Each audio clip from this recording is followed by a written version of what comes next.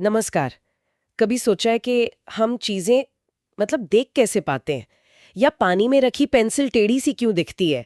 या फिर वो गाड़ी का साइड मिरर कैसे पीछे का इतना बड़ा नजारा एक छोटी सी जगह में फिट हो जाता है? ये सब ना हमारी आंखों और रोशनी का एक दिलचस्प खेल है। आज हम इसी रोशनी यानी प्रकाश की दुनिया की थोड़ी गहराई में उतर रहे हैं। हमारे पास विज्ञान की किताब का अंश है जो क्या कहते हैं प्रकाश के परावर्तन और अपवर्तन के बारे में समझाता है। यानी प्रकाश कैसे सतहों से टकराकर लौटता है और कैसे एक चीज से दूसरी चीज में जाते हुए अपना रास्ता थोड़ा बदल लेता है। बिल्कुल।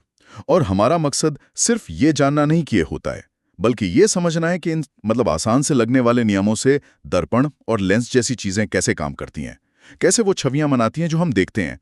ये समझ हमें अपने आसपास हो रही कई चीजों को बेहतर ढंग से देखने में मदद करेगी असल में। तो चाहिए रोशनी के इस खेल को समझते हैं। शुरुआत सबसे बुनियादी सवाल से, हम चीजें देखते कैसे हैं? क्या होता है जब रोशनी किसी चीज पर पड़ती है? किताब का अंश में याद दिलाता है कि जब किसी चीज पर रोशनी पड़ती है तो वो चीज उस रोशनी को चारों तरफ बिखेरती है या लौटाती है। और जब ये लौटी हुई रोशनी हमारी आंखों में पहुंचती है तब हमारा दिमाग समझता है कि अच्छा वहां कोई चीज है। और ये भी है कि हमें ऐसा लगता है जैसे रोशनी एकदम सीधी सीधी रेखा में चलती है ना? जिसे हम प्रकाश किरण या लाइट रे कहते हैं। हाँ, ये सीधी रेखा वाला मॉडल, रे मॉडल जिसे कहते हैं, चीजों को समझने में बहुत मददगार है, खासकर परावर्तन को समझने में। जब रोशनी किसी चमकदार सतह जैसे आईना उस पर पड़ती है तो वो कुछ नियमों के तहत लौटती है। पहला नियम तो सीधा सा है, जिस कोण पर रोशनी इस सतह पर आती है ठीक उसी कोण पर वापस लौट जाती है।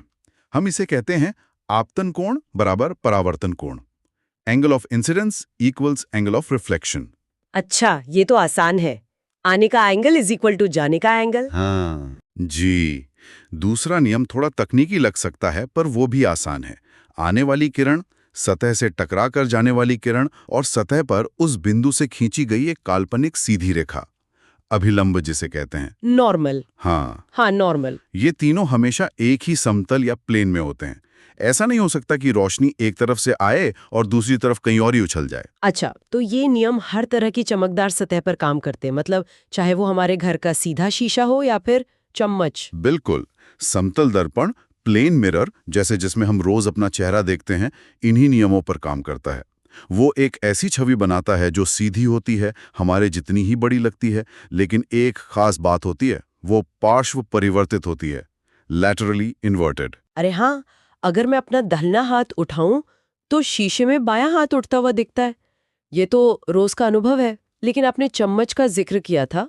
अगर सतह सीधी न होकर मुड़ी हुई हो जैसे चम्मच की, हमारे स्रोत में वो गतिविधि भी थी कि चम्मच के अंदर और बाहर वाले हिस्से में चेहरा देखें तो कैसा दिखता है। मुझे कुछ कुछ याद है।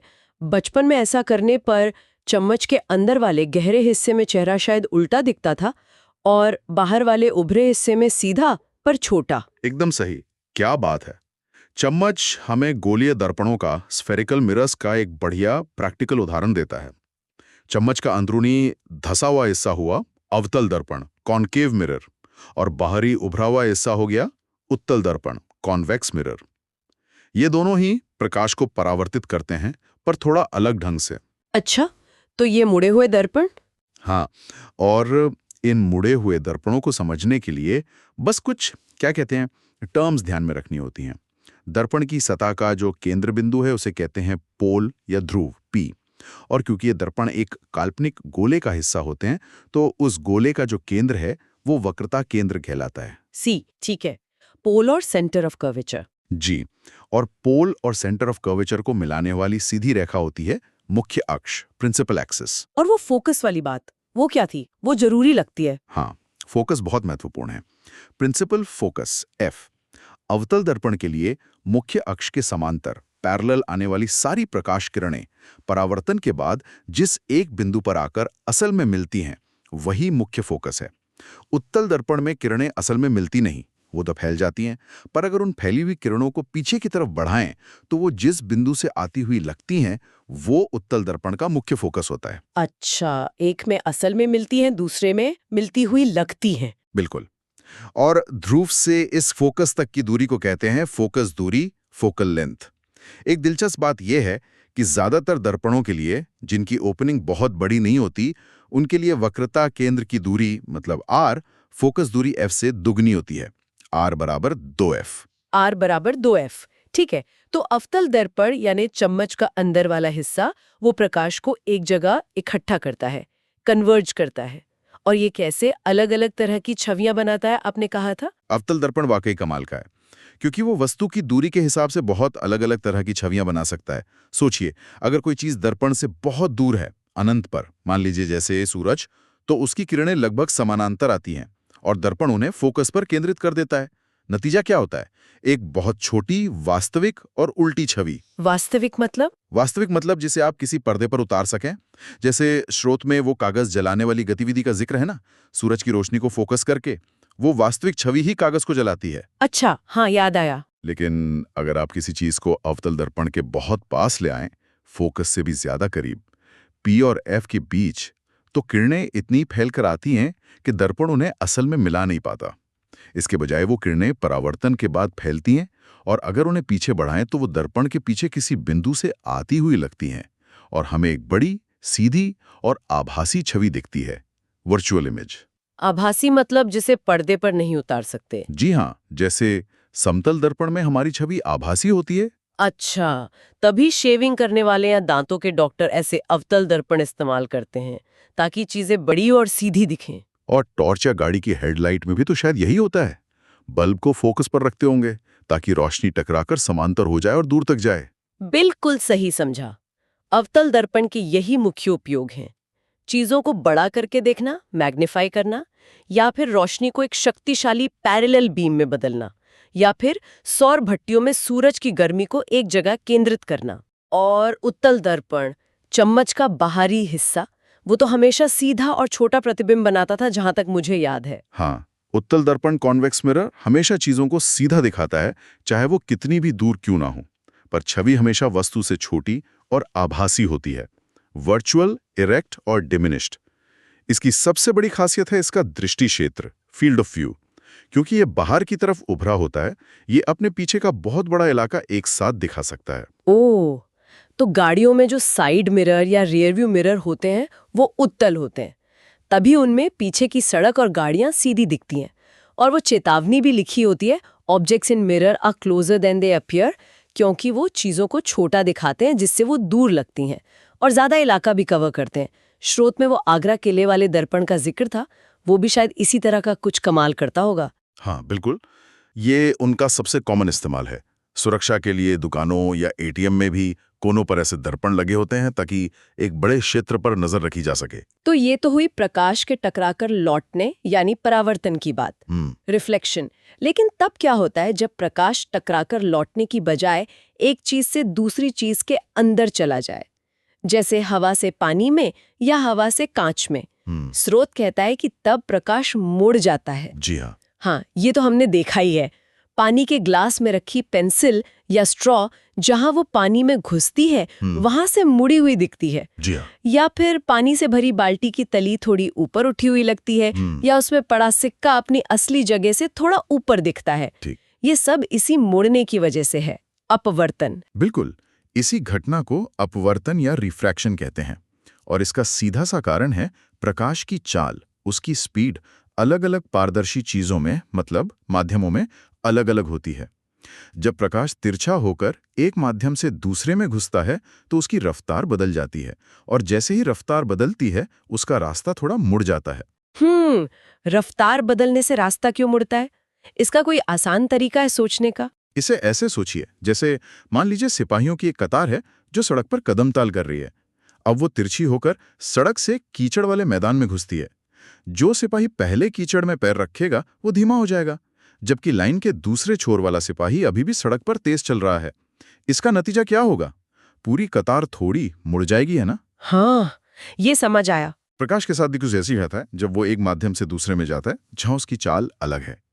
यहाँ प्रकाशिक घनत्व या ऑप्टिकल डेंसिटी का विचार आता है। जो माध्यम प्रकाशिक रूप से ज्यादा सघन होता है, ऑप्टिकली डेंसर, उसमें प्रकाश धीमा चलता है। जब प्रकाश कम सघन माध्यम जैसे हवा, जिसे ऑप्टिकली रेयर कहते हैं, से ज़्यादा सघन माध्यम जैसे कांच या पानी में जाता है तो वो धीमा होकर अभिलंब नॉर्मल की तरफ झुक जाता है। नॉर्मल की तरफ, ठीक है। और जब ज़्यादा सघन से कम सघन माध्यम में जाता है तो उसकी चाल बढ़ जाती है और वो नॉर्मल से दूर हट जाता है। स्रोत में वो केरोसिन का उदाहरण था, वो क्या था? वो कुछ घनत्व के बारे में था? हाँ, वो एक दिलचस्प बात बताता है। केरोसिन का प्रकाशिक घनत्व पानी से ज़्यादा है, मतलब उसमें प्रकाश पानी से भी धीमा चलता है। लेकिन उसका वजन या द्रव्यमान घनत्व, मास डेंसिटी, पानी से कम है, तभी तो वो पानी पर तैरता है। तो प्रकाशिक घनत्व और चीज कितनी भारी है, ये दो अलग अलग बातें हैं। जरूरी नहीं कि जो भारी हो वो प्रकाशिक रूप से सघन भी हो। अच्छा, ये तो ध्यान देने वाली बात है। जैसे परावर्तन के नियम थे, वैसे ही अपवर्तन के भी दो मुख्य नियम हैं। पहला नियम तो वैसा ही है, आने वाली किरण, मुड़ने वाली किरण जिसे अपवर्तित किरण कहते हैं, और अभिलंब सब एक ही तल में होते हैं। ठीक है, वो तो परावर्तन जैसा ही है। और दूसरा नियम? वो स्नेल का नियम कहलाता है ना, कुछ साइन वगैरह था उसमें। हाँ, स्नेल का नियम। Snell's law. ये थोड़ा गणितीय है, पर इसका सार ये है कि आपतन कोण, जिस कोण पर किरण आती है, के साइन साइन, और अपवर्तन कोण, जिस कोण पर किरण मुड़ती है, के साइन का अनुपात दिए गए दो माध्यमों के जोड़े के लिए हमेशा एक जैसा रहता है। एक स्थिरांक होता है, sine i sine r is equal to constant. अच्छा, ये कांस्टेंट क्या बताता है? यही कांस्टेंट असल में उन दो माध्यमों के अपवर्तनांक यानी रिफ्रैक्टिव इंडेक्स से जुड़ा है। अपवर्तनांक जिसे n से दिखाते हैं, एक संख्या है जो बताती है कि कोई माध्यम प्रकाश को कितना धीमा करता है या कितना मोड़ता है, हवा या वैक्यूम की तुलना में। तो ये n ही बताता है कि प्रकाश कितना मुड़ेगा? बिल्कुल सही। हवा या निर्वात के मुकाबले कोई माध्यम प्रकाश को कितना धीमा करता है, उसे निरपेक्ष अपवर्तनांक, एब्सोल्यूट रिफ्रैक्टिव इंडेक्स कहते हैं। जैसे पानी का अपवर्तनांक करीब 1.33 है, कांच का, अलग अलग तरह के कांच का 1.5 के आसपास होता है, और हीरे का सबसे ज्यादा होता है, करीब 2.42। 2.42।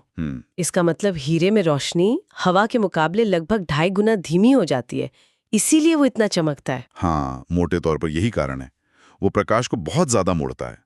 जितना ज्यादा अपवर्तनांक, उतना ही ज्यादा प्रकाश मुड़ेगा और उतना ही धीमा चलेगा उस माध्यम में। अपवर्तन का सबसे आम इस्तेमाल तो शायद लेंस में होता है, चश्मों में, मैग्नीफाइंग ग्लास में, कैमरे में, दूरबीन में। ये लेंस कैसे काम करते हैं? ये भी अपवर्तन पर ही चलते हैं। जी हाँ, लेंस मूल रूप से पारदर्शी पदार्थ जैसे कांच या प्लास्टिक का एक टुकड़ा होता है, जिसकी कम से कम एक सतह मुड़ी हुई, मतलब गोलीय होती है। ये अपवर्तन के सिद्धांत का इस्तेमाल करके प्रकाश किरणों को या तो एक जगह इकट्ठा करते हैं या फिर फैला देते हैं। दो मुख्य तरह के लेंस होते हैं। पहला है उत्तल लेंस, कॉन्वेक्स लेंस। ये बीच में मोटा और किनारों पर पतला होता है। ये समांतर आने वाली प्रकाश किरणों को मोड़कर एक बिंदु पर मिलाता है, यानी उन्हें अभिसरित करता है, कन्वर्ज करता है।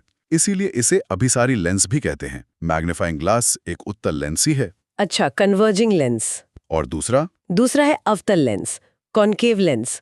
ये बीच में पतला और किनारों पर मोटा होता है। ये समांतर आने वाली किरणों को बाहर की तरफ फैला देता है, यानी अपसरित करता है, डाइवर्ज करता है। इसे अपसरी लेंस भी कहते हैं। Diverging lens. ठीक है, तो इनमें भी फोकस वगैरह होता होगा, जैसे दर्पणों में था? हाँ, लेंस में भी फोकस होता है, बल्कि आमतौर पर दोनों तरफ एक एक मुख्य फोकस होता है, F1 और F2, क्योंकि प्रकाश दोनों तरफ से आ सकता है। और लेंस के बिल्कुल बीच का बिंदु प्रकाशिक केंद्र, ऑप्टिकल सेंटर, O कहलाता है। इसकी खासियत यह है कि इससे गुजरने वाली किरण बिना मुड़े सीधी निकल जाती है। अच्छा, ऑप्टिकल सेंटर से सीधी निकल जाती है। जी, और ऑप्टिकल सेंटर से फोकस तक की दूरी, फोकस दूरी F कहलाती है। कन्वेंशन के हिसाब से उत्तल लेंस की फोकस दूरी को पॉजिटिव या प्लस माना जाता है, और अवतल लेंस की फोकस दूरी को नेगेटिव या माइनस माना जाता है। पॉजिटिव और नेगेटिव, ठीक है। तो उत्तल लेंस कैसी छवियां बनाता है? क्या वो भी अवतल दर्पण की तरह अलग-अलग तरह की छवियां बना सकता है? बिल्कुल, उत्तल लेंस काफी हद तक अवतल दर्पण जैसा ही बर्ताव करता है इमेज बनाने में।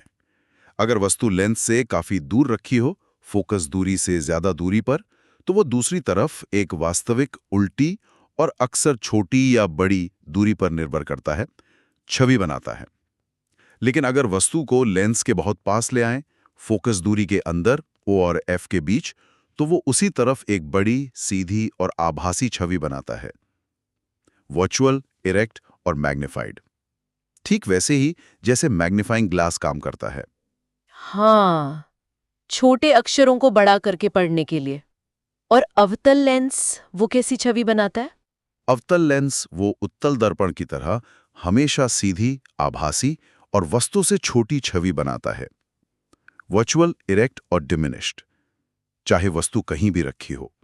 आप इससे कभी बड़ी या वास्तविक छवि नहीं पा सकते। अच्छा, तो इनका इस्तेमाल कहाँ होता है? इनका इस्तेमाल अक्सर निकट दृष्टि दोष, मायोपिया को ठीक करने वाले चश्मों में होता है, जिसमें दूर की चीजें धुंधली दिखती हैं, या फिर दूसरे लेंसों के साथ मिलाकर जटिल ऑप्टिकल उपकरण जैसे टेलीस्कोप या माइक्रोस्कोप बनाने में। ये तो कमाल है कि कैसे सतह को थोड़ा सा मोड़ देने से, चाहे वो दर्पण की सतह हो या लेंस की, हम प्रकाश को अपनी मर्जी से मोड़ या फैला सकते हैं और इतनी तरह की छवियां बना सकते हैं। क्या इसका कोई गणितीय तरीका भी है पता लगाने का कि छवि ठीक कहाँ बनेगी और कितनी बड़ी बनेगी? मतलब अंदाजे से नहीं, बिल्कुल सटीक। हाँ, बिल्कुल है। वैज्ञानिकों और इंजीनियरों ने इसके लिए सटीक सूत्र, मतलब फॉर्मूले विकसित किए हैं। एक दर्पण सूत्र है, मिरर फॉर्मूला, और एक लेंस सूत्र है, लेंस फॉर्मूला। ये सूत्र वस्तु की दूरी, जिसे यू से दिखाते हैं, छवि की दूरी v और दर्पण या लेंस की फोकस दूरी f के बीच एक गणितीय संबंध बताते हैं। जैसे दर्पण के लिए 1v + 1u = 1f होता है। और लेंस के लिए? लेंस के लिए थोड़ा अलग, v/u = 1/f होता है। बस एक साइन का फर्क है। हमें अभी इन सूत्रों की बहुत गहराई में जाने की जरूरत नहीं, पर यह जानना काफी है कि इनसे हिसाब लगाया जा सकता है। ठीक है, और छवि वस्तु से कितनी बड़ी या छोटी है, ये कैसे पता चलता है? उसका भी कोई फॉर्मूला है? हाँ, उसके लिए आवर्धन या मैग्निफिकेशन m का इस्तेमाल होता है। ये बस एक अनुपात है कि छवि की ऊंचाई h' वस्तु की ऊंचाई h की तुलना में कितनी है। m = h'/h।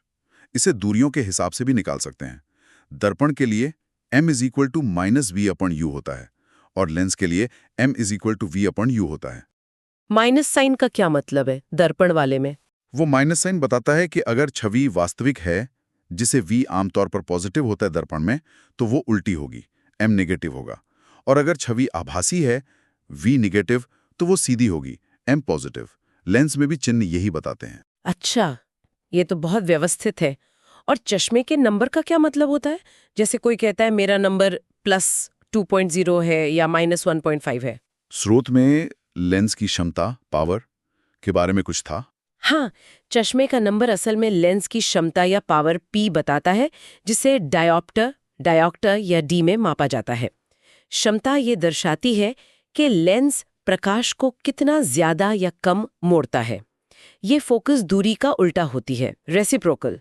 बस ध्यान ये रखना है कि फोकस दूरी मीटर में नापी जानी चाहिए, तो P = 1f, जहां f मीटर में है। अच्छा, P = 1f? जी, तो एक मजबूत लेंस जो प्रकाश को ज्यादा मोड़ता है, उसकी फोकस दूरी कम होगी और पावर ज्यादा होगी। उत्तल लेंस जो किरणों को मिलाता है की क्षमता धनात्मक होती है, प्लस होती है, जैसे +2.0D। और अवतल लेंस जो किरणों को फैलाता है की क्षमता ऋणात्मक होती है, माइनस होती है, जैसे -1.5D। तो +2.0D का मतलब हुआ एक उत्तल लेंस जिसकी फोकस दूरी 1/2 = 0.5 मीटर, यानी 50 सेंटीमीटर है। और -1.5D मतलब एक अवतल लेंस जिसकी फोकस दूरी 1/-1.5 = -23 मीटर, यानी करीब -67 सेंटीमीटर है। एकदम सही। और एक और काम की बात यह है कि अगर कई पतले लेंसों को एक साथ सटाकर रखा जाए, तो उनकी कुल क्षमता बस उनकी अलग-अलग क्षमताओं को जोड़ने से मिल जाती है। P = P1 + P2+। यही वजह है कि चश्मा बनाने वाले ऑप्टिशियंस अलग-अलग पावर के लेंसों को मिलाकर आसानी से जरूरत के मुताबिक नंबर बना पाते हैं। उनके लिए क्षमता में काम करना फोकस दूरी से ज्यादा आसान होता है। तो हमने देखा कि कैसे प्रकाश के दो, मतलब दिखने में सरल से नियम, परावर्तन और अपवर्तन, हमें अपने आसपास की दुनिया को देखने और समझने में मदद करते हैं। सुबह आईने में चेहरा देखने से लेकर गाड़ी चलाने, छोटी चीजों को बड़ा करके देखने या दूर की चीजों को साफ देखने तक, हर जगह ये नियम काम कर रहे हैं। कमाल है। हाँ, और ये किरण प्रकाशिकी रे ऑप्टिक्स का मॉडल, जिसमें हम प्रकाश को सीधी रेखा में चलता हुआ मानते हैं, इन सब चीज़ों को समझाने में बहुत बहुत सफल रहा है। लेकिन जैसा कि हमारे स्रोत ने शुरुआत में ही एक इशारा किया था, प्रकाश का व्यवहार इससे कहीं ज्यादा जटिल और कह सकते हैं रहस्यमयी है। एक घटना होती है विवर्तन, डिफ्रैक्शन। जब प्रकाश बहुत छोटे किनारों से गुजरता है या बहुत छोटे छेदों से निकलता है तो वो थोड़ा मुड़ जाता है, सीधी रेखा में नहीं चलता। ये इशारा करता है कि प्रकाश तरंग की तरह, वेव की तरह भी व्यवहार करता है। अच्छा, तरंग की तरह। जी हाँ, और फिर क्वांटम भौतिकी तो और भी आगे जाती है। वो कहती है कि प्रकाश न तो पूरी तरह तरंग है, न ही पूरी तरह कण है जैसे फोटॉन होते हैं। उसका स्वरूप दोहरा है, वेव पार्टिकल डुअलिटी। तो हमने जो आज चर्चा की, परावर्तन और अपवर्तन के ये नियम, वो एक बहुत उपयोगी सरलीकरण है, एक अप्रोक्सीमेशन है जो ज्यादातर रोजमर्रा की स्थितियों में बखूबी काम करते हैं।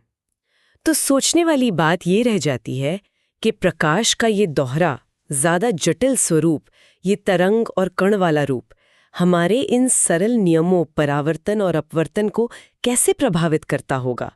क्या ऐसी स्थितियां हैं जहां ये सरल नियम, ये रे मॉडल फेल हो जाते हैं और हमें प्रकाश के तरंग या कण वाले रूप को ध्यान में रखना ही पड़ता है? रोजमर्रा की जिंदगी में शायद इसके उदाहरण खोजना मुश्किल हो, पर यह जानना कि प्रकाश हमारी समझ से भी ज्यादा पेचीदा है, अपने आप में कितना रोमांचक है। बिल्कुल, ये आगे खोजबीन करने के लिए और ज्यादा जानने के लिए एक बेहतरीन सवाल है। प्रकाश की दुनिया वाकई बहुत गहरी है। जरूर। इस गहरी और इतनी स्पष्ट जानकारी के लिए आपका बहुत बहुत धन्यवाद।